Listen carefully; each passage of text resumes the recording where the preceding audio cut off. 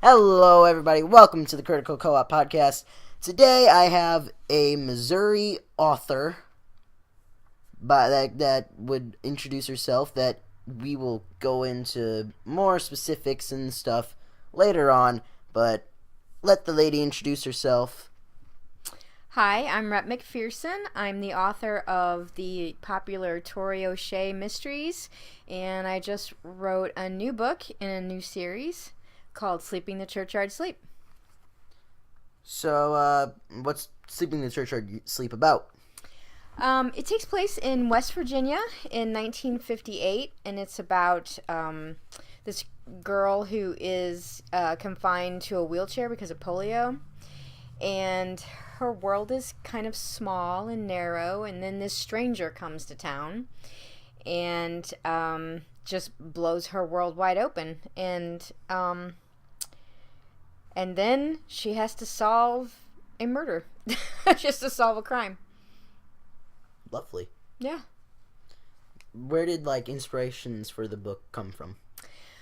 Well, a lot of it, the main character, Olivia Van Bibber, is kind of based on my mother, based on her childhood anyway. And I had always kind of promised my mom I would write a book about her.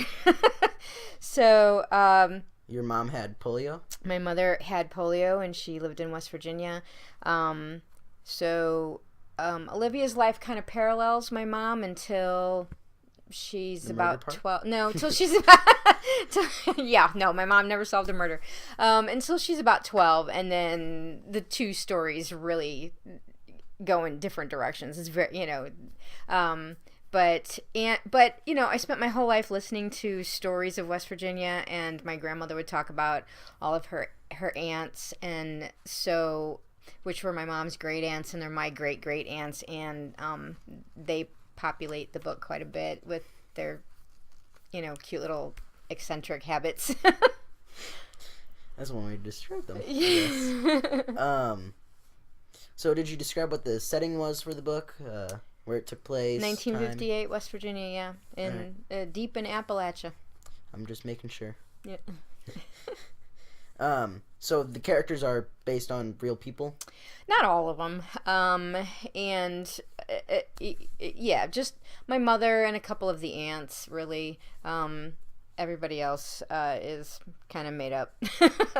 So everybody else. And even the aunts and my mom are mostly fictional. I mean, they're just kind of based on them loosely, but anyway. So are there any stories from your childhood that are specifically in the book? From my childhood? Not your childhood, but from the stories? Yes. Any examples that aren't spoilerish?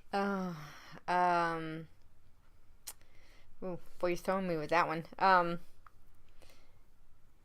No, I'm not going to give anything away. No, not at all? No. So who's your favorite character to create and plan out and write? The stranger that comes to town, his name is Jebediah McDowell. He was just absolutely wonderful to create, and just that's all I can really say without giving too much away, but he's one of the most favorite characters I've ever created. So can you describe any of the characters? What's the main character like, Olivia? And well, Olivia is in a wheelchair, and she loves to read. She's obsessed with literature, and she's obsessed with writers. And she kind of has a literary calendar, which is really funny because she'll have Jane Austen's birthday on there, and she does little celebrations because it's their birthday. And then her partner in crime is, she has two sort of partners. One is Clive, which is her stepbrother, and he's kind of a simple country boy who loves baseball. And the other one is Gunnar, who is one of the deputies of the police department. And Gunnar and Olivia develop a really neat friendship throughout the book, and they kind of come from similar backgrounds, alcoholic fathers, that kind of thing. So those are kind of the three main characters, and then there's Jeb, who is the stranger that comes to town. Other than that, there's just a cast of really funny, quirky people. There's all the different aunts and the townspeople and Crazy Rhea, and that's all I'll say about Crazy Rhea is that she's crazy. So the photo on the cover is a large house in a family photo, right? It is a boarding house. It's the Beach Glen boarding house from Beach Glen, West Virginia, taken about 1910. So where'd you get that, and why can you use it without having to spend all the bunnies? That picture is actually my picture. It was sent to me by my grandmother's cousin about 20 years ago, and it had been sent to her by my great-grandmother. My great-grandmother is in the picture, and so is my great-great-grandmother, and a lot of her siblings are in it as well. And the boarding house was in West Virginia. It was very common to have a boarding house that would house itinerant workers and coal miners and that kind of thing. And my grandmother's family all worked at that boarding house for a span of about 40 years, just different generation, one after the other. So genealogy plays like a big role in your Torie O'Shea series. Mm-hmm. I first want to ask the question, why genealogy? Why do you always have genealogy based on the mysteries and surrounding the universe of your books? Well, genealogy was something that got me through a very difficult time when I was younger. I really needed something to kind of throw myself into, and my grandmother had went to West Virginia to visit her cousin, and her cousin sent home with her some newsletters and books about the history of Central West Virginia, and I just devoured them. I just went, read all of them from cover to cover, and I kept finding our family names in there, and the next thing I knew, I was tracing my family tree.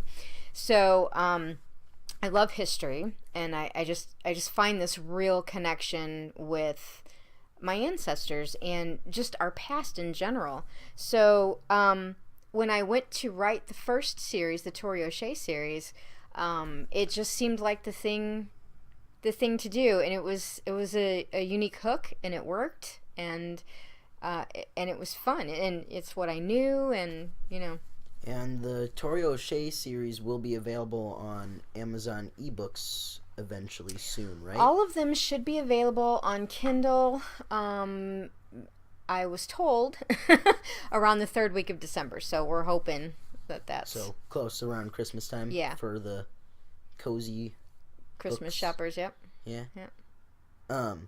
So what makes your old genealogy character Torie O'Shea different from your new one, Olivia? Well, Sleeping the Churchyard Sleep is not a genealogical mystery per se, but Olivia uses a lot of the same skills that Torie uses, which is family history, paying attention to what people say, newspapers, just good old-fashioned research, so I guess that, that's how it differs, is that, Olivia's not really a genealogist, and she's not using, I guess, genealogy to solve the crime, but she uses a lot of the same skills and a lot of the same records that Torie would use in the modern day. Well, then, what role does genealogy play in the book? This book, everything is about family in this book. It's all about family secrets. It's about family history. It's I won't say that genealogy per se actually plays a role in the book, but just the folklore of your own family history kind of thing. I don't know how else to describe it, but it all comes down to family, every bit of it. Now, you've studied in genealogy quite a bit, haven't you? Uh-huh. You want to give some insight into what it's actually like being a genealogist and doing genealogical things? Genealogical things, yeah. Yeah. Well, Nowadays, I don't think genealogy is nearly as much fun as it used to be because most of it's online now. You can just kind of type in something and find a whole bunch of information. When I first started, it was you would send off a request to a courthouse. You would ask for a marriage record. You wouldn't even know if the record was there. You'd have to have the right date, or about the right date, and you'd have to send them money, and you'd have to send them a self-addressed stamped envelope, and it would take 6 weeks to get a response. So it was really a lot of work, and you would go through cemeteries and microfilm at the library and that kind of thing. Nowadays, so much of it is just, like I said, it's online, so it's a little bit easier, but I find it less thrilling. When did you start genealogy? I was 19. 19? Mm-hmm. What was your first case? My first case? Well, I was just researching my family tree. I didn't, but why were you researching it? Well, I kind of already hit on that when I said I kind of needed a hobby to really throw myself into, and I've just always loved history. And at 19, you needed a hobby? I really did. Not to go into too much detail, but I had just come out of a pretty abusive relationship, so I really needed something to just kind of get my mind off of things, and so genealogy was kind of there as my rescue. Your knight in shining armor. But I don't know that I had a first case necessarily, but I do remember having several question marks kind of on my family tree, like my great grandfather on my dad's side of the family fought in the Civil War, and my aunt had tried for years to find his Civil War records, and so she had told me all about every place she had tried and how she couldn't find them.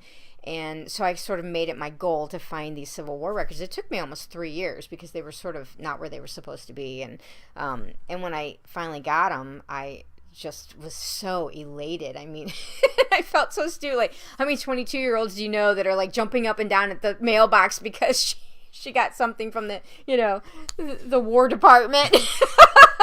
You found your family's long lost documents, and right, and there have been a couple of like big mysteries like that have come up that when you solve them, it's really rewarding. And but I have lots of Civil War ancestors. I've got Revolutionary War ancestors. I've got most of my family is English, Scots, Irish, French, and if you get back far enough, it's Norway and that kind of thing. So you've been working on your family tree for a long time. Uh-huh. Are there still any question marks? Oh, yeah. Yeah, and there always will be. How many would you say there are right now? Oh, I have no idea. But there are definitely 2 that I want answered before I toddle off this mortal coil. And there was one that was a mystery for like 25 years, and it finally got solved about 2 years ago. And it was all because somebody online had a Bible record and was willing to share it. And I don't think that brick wall would have ever come tumbling down if it hadn't been for the generosity of that person, copying this record and saying, "Yes, I found your ancestor." It's like in that movie Roots that you've probably never seen. Nope. Kunta Kinte, I found you! There was a question that I had, and I completely forgot it. Oh, so how often do you do your genealogy stuff? Well, not too much anymore because, like I said, you kind of get to a point where there just are no more records, and the next step is to go across the ocean. And unless you can get over there or unless you speak the language, it's kind of hard to do research in other countries. So there's actually been quite a bit of research done on my French side of the family because I've had cousins that have gone over there, but not too much on the rest. And you also are writing books in the meantime. I have lots of other things going on, yeah. So. Which question? Crap. Okay. What made you decide to go with like a whole new different character instead of your old ones, or? Well, that's a really good question because I kind of touched on it a little bit. That is that Torie, when I started the Torie O'Shea series, that was the early '90s, and the internet and Ancestry.com and all that kind of stuff wasn't really up and running yet. So as time went on and it got easier and easier and easier to do the research online, Torie kind of became obsolete.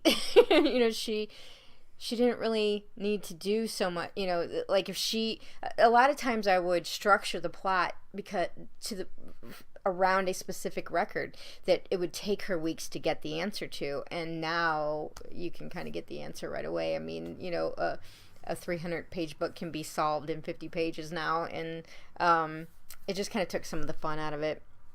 So I just really wanted to go with something new.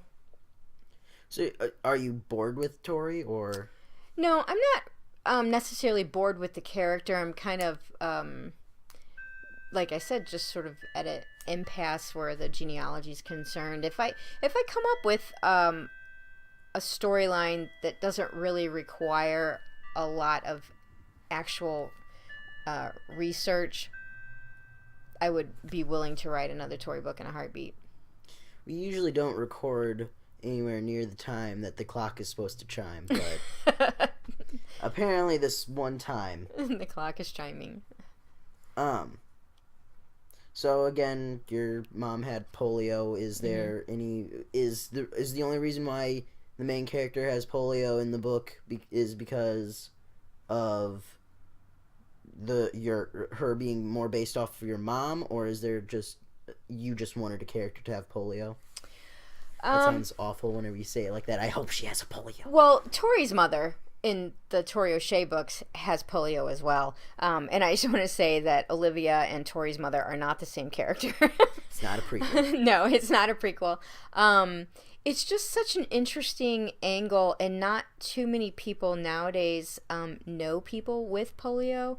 I think, it was a really scary time in our history, the 1930s and 40s, when children were getting polio like every week. It was like somebody was getting polio, and it was a very devastating disease, and people were getting polio. People were in World War II. Mm-hmm. There was all sorts of bad things happening. Right. Back then. It was pretty devastating time and a devastating disease, and I just my mother was always such an interesting character because of the polio. I mean, she always tried to make sure that the polio didn't, like the wheelchair and the polio didn't run her life, but at the same time, the polio and the wheelchair ran her life. You know what I mean? It was like everything, even from just going to the bathroom, was a 20-minute ordeal. It was, so obvious, every part of her life.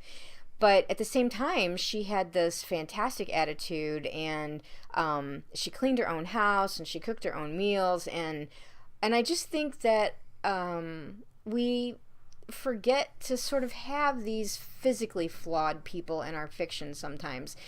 They can be emotionally flawed and scarred and tormented, but Americans kind of like physical perfection. so I find it kind of interesting to have a character who can't get out of the house on her own, So was there a reason why you didn't do like a nonfiction story about your mom, or?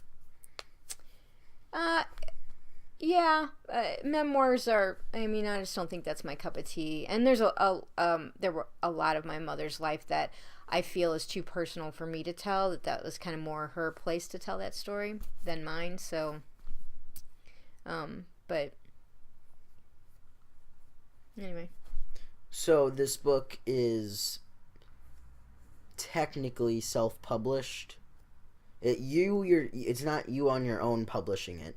Mm-hmm. You've got a writers group, right? It was published by Posse, which is an independent publisher. It's not one of the big publishing houses. It's an independent publisher that just happens to be I guess ran by my writers group. It's our business. We started this business of publishing books. So it was one of the lead books in what I hope is a nice long career for Word Posse. You want to go into any detail about who works at Word Posse and what goes on behind the scenes of publishing a book? Self-publishing a book? I would have to start with my writers group in general. I joined my writers group in 1994, so it's been 20 years. And the members of the group are Mark Sumner, Laurel K. Hamilton, Sharon Shin, Morella Sands, Deborah Militello, and Tom Drennan. I couldn't remember Tom's last name. I was like, what's Tom's last name? Anyway. Do you want to describe what book series they've done so then maybe people can see what they've done? Can read? I think most people are pretty familiar with Laurel's books, the Anita Blake Vampire Hunters and the Meredith Gentry Fairy books. And Sharon Shin has written all kinds of things from several different series. One is the 12 Houses series. Then she's got her Samaria series, which were angels, and she's written some YA. And Mark has written, more books than I can count. A lot of YA stuff. Probably his most familiar fantasy would be Devil's Engine and Devil's Tower. And he just wrote a nonfiction book a couple years ago called The Evolution of Everything. What was that about? The evolution of everything. Really? Yeah. It was just about evolution? He just randomly decided I'm not really sure what the angle on it was. I haven't actually read that book. That was one of the few books we didn't actually get through the group. But I do know it was nonfiction. And then Morella wrote 2 books that take place in Mesoamerica, which was Skyknife and can't remember the other one. Skyknife and oh gosh darn it. Well, anyway, they're both available on Amazon, though they are going to be available on Kindle too real quick. And then Debbie has a ton of short stories. She's contributed to Bruce Coville anthology and Marion Zimmer Bradley anthology, and she's got out a YA book called Thief's Luck. And Tom writes mysteries, and he was, I don't remember what year it was, but he was one of the writers of the future. The anthology. So what do your writers group kind of do, aside from Word Posse? We'll get to that later, but what is kind of the process of your writers group? What do you guys do? Well, what we do is somebody will write a book, and then we send out a copy of it to everybody, and everybody reads it. And then we all get together the next month, and we talk about it. We talk about what worked, what didn't work, what we liked. We do things like we catch continuity errors. We, even, maybe somebody used the wrong word, and it's really obvious, and it's funny. That kind of thing. Mostly, I really appreciate kind of the continuity errors and the stuff where if somebody says like, well, this just doesn't add up. If this happened on page 8 and that happened on page 20, then this can't happen on page 30. That kind of stuff. You need somebody that's not immersed in the story every single day to kind of look at it from a distance and say, this doesn't add up, and then 9 out of 10 times you go, oh yeah, you're right.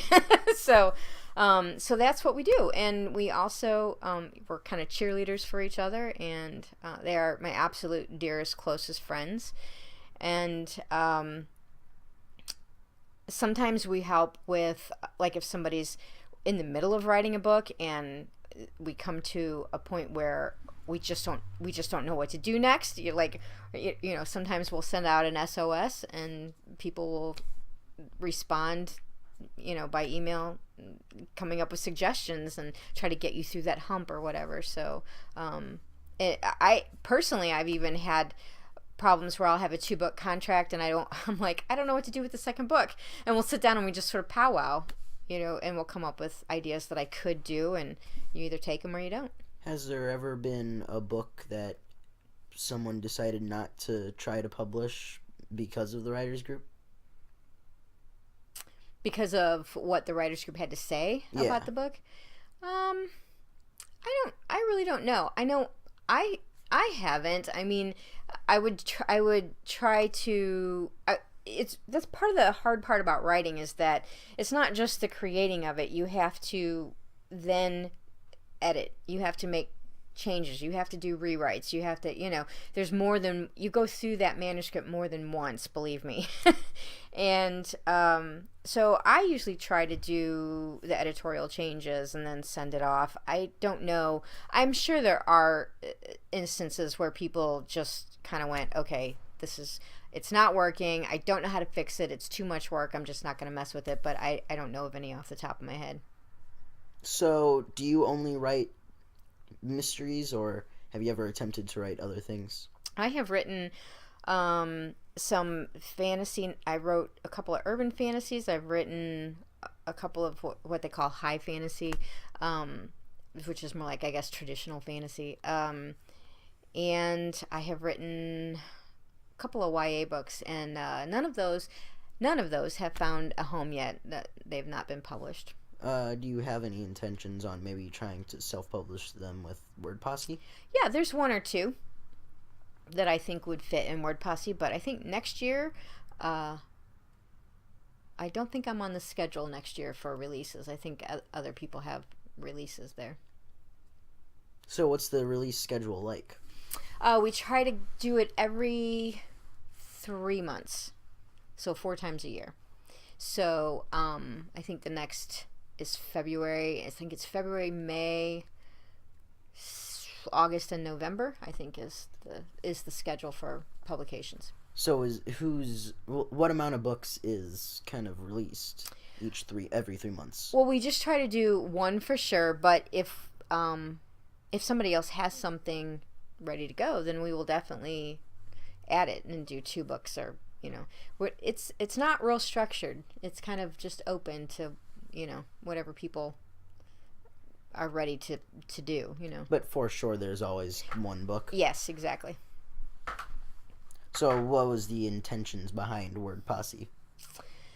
Well, with the I have to be careful with how I word this, because with the advent of the electronic book, I think traditional publishing has kind of been turned on its ear. I think they're kind of going, wait, what's going on?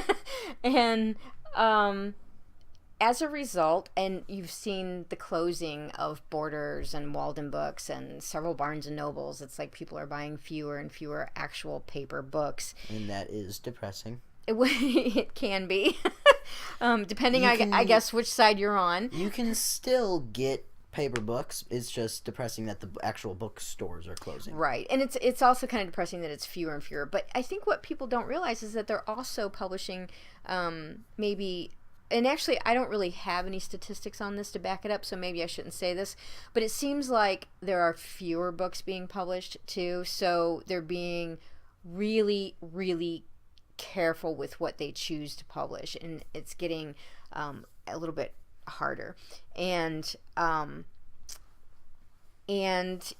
you hear, we've heard lots of stories about Hugh Howey and Bella Andre, people like that, who... decided to go the self-publishing route on Amazon, and had great success at it. And it kind of, in some ways, it kind of bolsters you, because you think, yeah, see, there are people who want to read this, who want to read this type of fiction or that book or that story, and New York said no. So it's kind of just a neat, I guess maybe just a neat option to give people the option of reading a book that that would not have otherwise been published. I mean, the editors at publishing houses are kind of what I call the gatekeepers, and you're just not going to get past the gatekeeper if they if they don't want it. It's not going to be available, and people only read what's people can only read what is available to them. And I think that some of the self-published authors have really proven that there are lots of things out there that people want to read that a traditional publisher passed on. So we just thought, why not? Let's take advantage of what's going on right now and see if we can give people what they want to read. All right, now before signing off and plugging in all of the links and when books are going to be available and how much they'll cost, look of fear on your face. I don't know how much they cost. I don't remember. I know yours is the most expensive in physical form. There's more pages, yeah. I lost my train of thought. At the end of your guys' books, on the last kind of page thing, it has kind of an about the author thing. That kind of describes what their past experiences in writing have been like and where they got their starts. Would you like to talk about where you first started writing and, wanted to decide to be an author? Well, as a child, I used to write all kinds of poetry, and I would write my own newscast, and, just different things like that. But my first serious attempt at writing was I wrote a sequel to Star Wars. So, I guess you would consider that fanfic now. I had no idea what it was. I just knew that when Star Wars came out, there wasn't such a thing as VCRs, and I didn't know when. The world of Star Wars enchanted me so much that I just wanted to play in that universe, and I didn't know when I would get to play in that universe again. I didn't know if there was going to be a sequel. I didn't know if it would come to television for the Monday night movie or something. And so I thought, well, the heck with this, I'll just write my own story, and I did. So that was my first major attempt at writing. And then after that, you wouldn't happen to still have this Star I Wars. do not. I didn't think to keep it. It's one of those things when you're cleaning house, you're like, oh, I don't need that. But let's just say that it was very different than Empire Strikes Back. Very, very different. And in fact, I remember going to see Empire Strikes Back thinking, he didn't pay attention to anything I did. This is so different than my story. But mine was better. Mine was better, yeah, because Darth Vader, I think, meets his end from a 12-year-old girl who gives him a fantastic "You are pond scum" speech. But, and then after that, I just did my normal kind of school writing, short stories, and just stuff I had to write for school. I didn't really think about, and I didn't think about writing seriously until I got to be about 20, and then I kind of flirted with the idea of writing movie scripts. I wrote about 8 screenplays, I guess, that were all really horrible, and I mean, as horrible as they could possibly be. And but writing those screenplays, though, taught me a lot about writing. It taught me a lot about the importance of dialogue and the importance of saying as much as you can in as few of words possible, which doesn't necessarily cross over to when I'm actually speaking, but in writing it did. You've rambled on for half an hour. I have. And which is shorter than most of our podcasts, so don't worry. All right. Well, I'm almost done. Anyway, so it was an important exercise. And the other thing that screenplays taught me was the importance of plot points and to have a definite beginning, middle, end, and the plot points to connect everything and whatever. But they were awful, and so I set that aside, and I had my first baby, and then a couple years went by, and I went to work for Walden Books, and I started meeting a lot of local authors, and I sort of just I had access to every book ever published, basically, and I was just reading and reading and reading, and then I had my second baby, and I thought, I'm gonna start writing. It was literally just like one day I was like, I can do this. So, but I've always loved storytelling in every form. Okay. Yeah.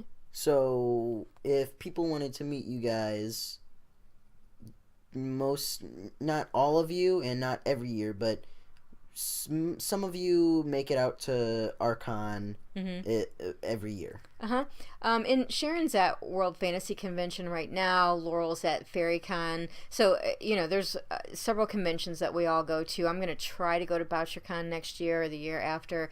But several of us go to Archon pretty much without fail. And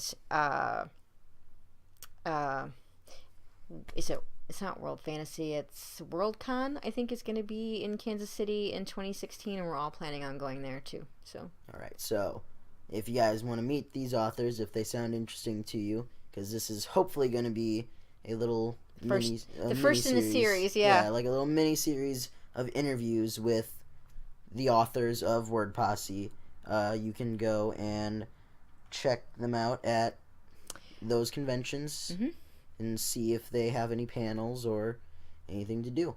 Yeah. So, Sleeping the Churchyard Sleep will be on Amazon. Is on Amazon. Yep. Came out November 5th. Yep. And it is available for... It's available in paperback and in Kindle. And the Nook version should be available in the next couple weeks. And the e-version is... $5.99, and the physical copy is like $12. I know it's that. $11.99 or $11 yeah, so $12. I don't remember what it's. I 11 round something. up the penny. It's 11 something. That's all I know. All right, and then along with that, it's a trade size. Yeah. Along with that was Mark Sumner's The Naturalist, which is about people writing ants. It's a really neat fantasy. It takes place in South America. Well, you're describing a old version. Oh, am I? Yeah, remember? You've said many times that it's an older version. Yes, I read the older version. I have not read the new version, so I don't know what changes he made to it. But the version I read was a really cool book that takes place in the Amazon. And it's kind of told in journal format of this naturalist that goes to the Amazon and discovers something. Well, it's a really fun book. I like ants. I think they're one of the most interesting animals in the animal kingdom, so I'll probably be purchasing a copy of that. Yeah. And then Marilla Sands is Pandora's Mirror. It's a neat... And that's a ghost story. It is. It's kind of a paranormal ghost story with a little bit of romance and a lot of really... it's a neat little ghost story with a paranormal angle and a little bit of romance and just a really atmospheric, spooky little story. We were interrupted in case you think she's just a crazy person repeating herself. You can edit that out. I can. I might not though. So those three are out. All of them are $5.99 on ebook, correct? Kindle. And Kindle and ebook. I don't know the prices of the paperback versions for their two books because they're priced based on the amount of pages. So I want to say I think they're cheaper than mine because mine had more pages. Yeah. I want to say The Naturalist was about $8. Yeah. So anyway, you can get those on Amazon. I will be providing links to your book in the description, along with your Facebook page and your Twitter and the Word Posse website and the Word Posse Twitter. And I'm on Rett MacPherson. I am on Twitter, Facebook, Goodreads, and then Word Posse has its own website and also has Twitter and Facebook. Yep, and you have a Facebook? Yeah, Rett MacPherson. I only knew about the Twitter. No, I'm talking about the Word Posse one. I only knew about the Word Posse Twitter. I am going to... And you can also, if you go to the website, you can sign up for weekly emails that update you on what we're doing. I will be providing links to all of that in the description, and all the other interviews I do with your cohorts in crime. All right. I will provide links in those videos. All right. So be sure to comment, like, and subscribe, especially if you want to catch the other authors in this hopeful miniseries. Goodbye. Thank you. Thank you.